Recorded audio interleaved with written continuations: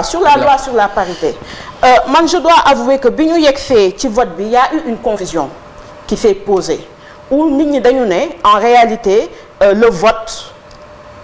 que nit ñi ñu tànn c'était au suffrage direct et que si le maire est un homme le second doit être de sexe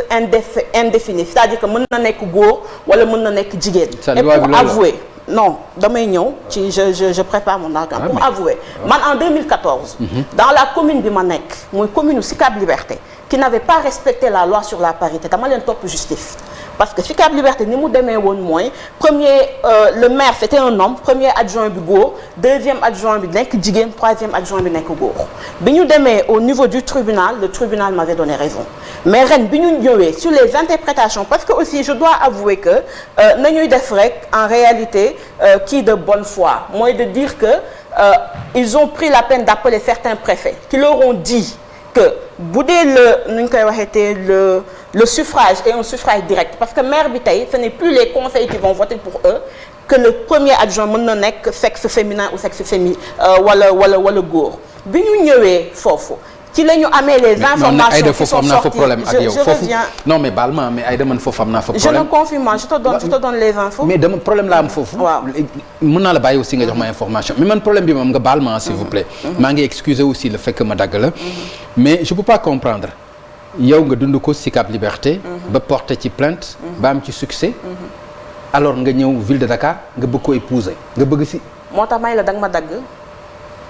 soo ma bàyyi woon ma yeggal rek peut-être nañ comprendre donc je disais que les préfets nous ont sorti l'argument parce qu'en 2014 dafa amoon circulaire bu jógee ci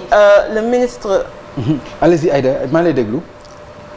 bu jógee woon ci ministère de l'intérieur qui disait que le bureau municipal n'était pas obligé de suivre en réalité de respecter la loi sur la parité bi ñu demee tribunal cour d'appel joxe résultat cour suprême joxe nekk bureau yooyu dañ leen waroon tas et je prends l'exemple de Kaolack où c'était la ministre de la femme qui était maire de Kaolack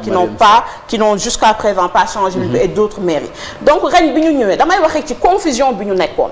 ils nous ont dit que en fait la loi sur la parité ci premier adjoint bi ci lay débuté et nous sommes partis faire des recherches qui nous ont montré avec l'observatoire en réalité de la parité dirigé par madame Fatou Kiné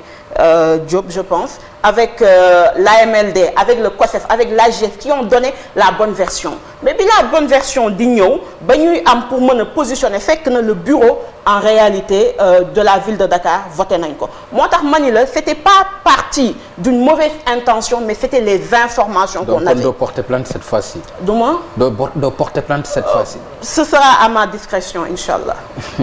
D'accord. Ok, honorable Yaya.